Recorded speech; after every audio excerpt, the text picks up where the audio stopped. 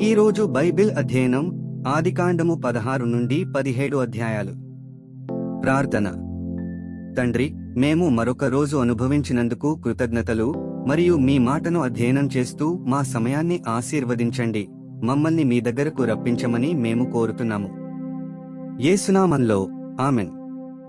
ఆదికాండము 16వ అధ్యాయం. అబ్రాము భార్య అయిన శారయి అతనికి పిల్లలు కనలేదు. ఆమెకు హాగరు అను ఐగుప్తీయురాలైన దాసి ఉండెను. కాగా శారయి, ఇదిగో నేను పిల్లలు కనకుండా యెహోవా చేసియున్నాడు. నీవు దయచేసి నా దాసితో పొమ్ము, ఒకవేళ ఆమె వలన నాకు సంతానము కలుగవచ్చునని అబ్రాముతో చెప్పెను. అబ్రాము శారయి మాట వినెను. కాబట్టి అబ్రాము కనాను దేశములో 10 ఏండ్లు కాపురమున్న తరువాత అబ్రాము భార్య అయిన శారయి తన దాసి అయిన హాగరును ఐగుప్తీయురాలిని తీసుకొని తన పెనిమిటి అయిన అబ్రామునకు భార్యగా ఉండునట్లు అతనికిచ్చెను. అతడు హాగరుతో పోయినప్పుడు అది గర్భవతి ఆయను. అది తాను గర్భవతినైతినని తెలిసికొనినప్పుడు దాని యజమానురాలు దాని దృష్టికి నీచమైనదాయను.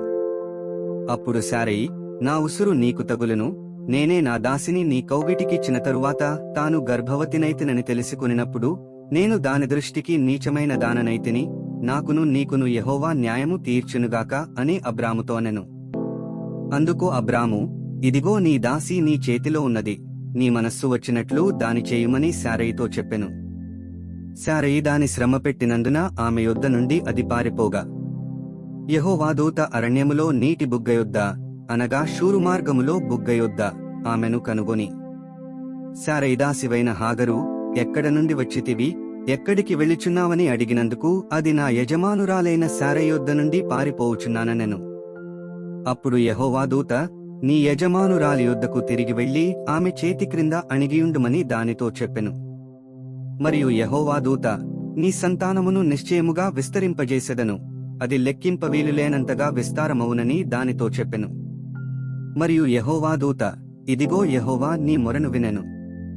నీవు గర్భవతి వయ్యున్నావు, నీవు కుమారునికని అతనికి ఇష్మాయేలు అను పేరు పెట్టుదువు. అతడు అడవిగాడిద వంటి మనుష్యుడు. అతని చెయ్యి అందరి చేతులు అతనికిని విరోధముగా ఉండును. అతడు తన సహోదరులందరి ఎదుట నివసించునని దానితో చెప్పగా, అది చూచుచున్న దేవుడవు నీవే అను పేరు తనతో మాటలాడిన యెహోవాకు పెట్టెను. ఏలైనగా నన్ను చూచినవాని నేనిక్కడ చూచితినిగదా అని అనుకునెను. అందుచేత ఆ నీటి బుగ్గకు బెయేర్ లహాయిరోయి అను పేరు పెట్టబడెను. అది కాదేశుకును బెరెదుకును మధ్యనున్నది. తరువాత హాగరు అబ్రామునకు కుమారునికనెను. అబ్రాము హాగరు కనెన తన కుమారునికి ఇష్మాయేలను పేరు పెట్టెను. హాగరు అబ్రామునకు ఇష్మాయేలును కనెనప్పుడు అబ్రాము 86 ఏండ్లవాడు. ఆదికాండము 17వ అధ్యాయం. అబ్రాము 99 ఏండ్లవాడైనప్పుడు యెహోవా అతనికి ప్రత్యక్షమై, నేను సర్వశక్తిగల దేవుడను, నా సన్నిధిలో నడుచుచు నిందారహితుడవైయుండుము. నాకును నీకును మధ్య నా నిబంధనను నియమించి నిన్నత్యధికముగా అభివృద్ధి పొందించెదనని అతనితో చెప్పెను.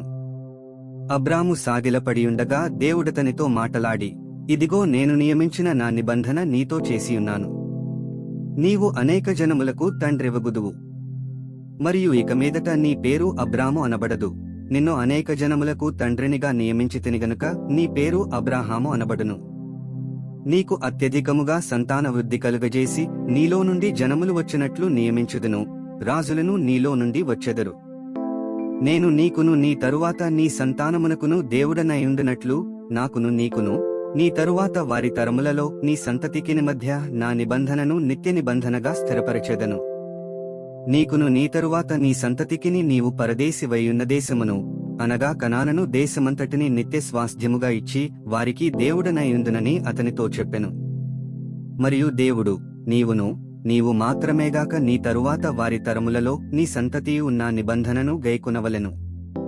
నాకును నీకును నీ తరువాత నీ సంతతికిని మధ్య మీరు గైకొనవలసిన నా నిబంధన ఏదనగా, మీలో ప్రతిమగవాడును సున్నతి పొందవలెను. మీరు మీ గోప్యాంగ చర్మమున సున్నతి పొందవలెను. అది నాకు నీకు మధ్యనున్న నిబంధనకు సూచనగా ఉండును. 8 దినముల వయస్సుగలవాడు, అనగా నీ ఇంట పుట్టినవాడైనను, నీ సంతానము కాని అన్యుని యొద్ద వెండితో కొనబడిన వాడైనను, మీ తరములలో ప్రతిమగవాడు మీలో సున్నతి పొందవలెను. నీ ఇంట పుట్టినవాడును నీ వెండితో కొనబడినవాడును తప్పక సున్నతి పొందవలెను. అప్పుడు నా నిబంధన మీ శరీరమందు నిత్య నిబంధనగా ఉండును. సున్నతి పొందని మగవాడు, అనగా ఎవని గోప్యాంగ చర్మమున సున్నతి చేయబడదో అట్టివాడు తన జనులలో నుండి కొట్టివేయబడును. వాడు నా నిబంధనను మీరియున్నాడని అబ్రాహాముతో చెప్పెను. మరియు దేవుడు, నీ భార్య అయిన శారయి పేరు శారయి అనవద్దు, ఎలైనగా ఆమె పేరు శారా. నేనామెను ఆశీర్వదించి ఆమె వలన నీకు కుమారుని కలుగజేసెదను.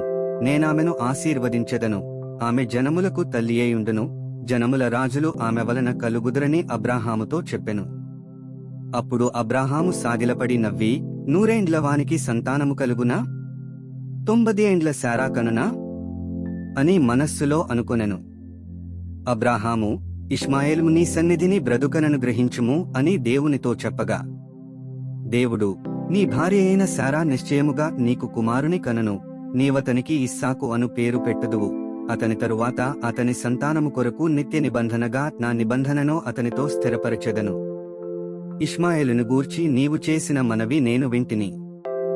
ఇదిగో నేనతనిని ఆశీర్వదించి అతనికి సంతానాభివృద్ధి కలుగజేసి అత్యధికముగా అతని విస్తరింపజేసెదను.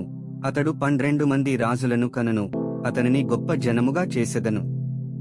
అయితే వచ్చు సంవత్సరము ఈ కాలమందు శారా నీకు కనబోవు ఇస్సాకుతో నా నిబంధనను స్థిరపరచెదనని చెప్పెను. దేవుడు అబ్రాహాముతో మాటలాడుట చాలించిన తరువాత అతని యొద్ద నుండి పరమునకు వెళ్ళెను.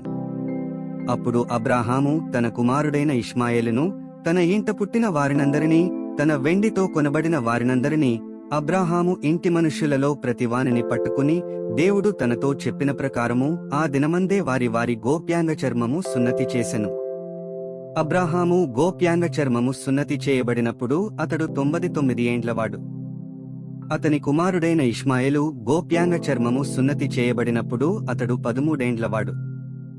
ఒక్క దినమందే అబ్రాహామును అతని కుమారుడైన ఇష్మాయేలును సున్నతి పొందిరి.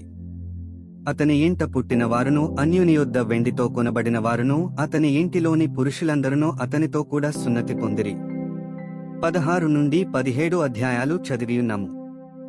ముగింపు ప్రార్థన. ఓ దేవా, మా విలువైన సమయాన్ని మీ వాక్యాన్ని అధ్యయనం చేసినందుకు ధన్యవాదాలు.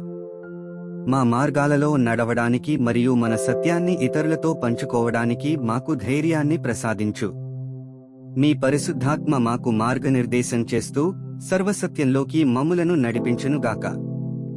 ఆమెన్.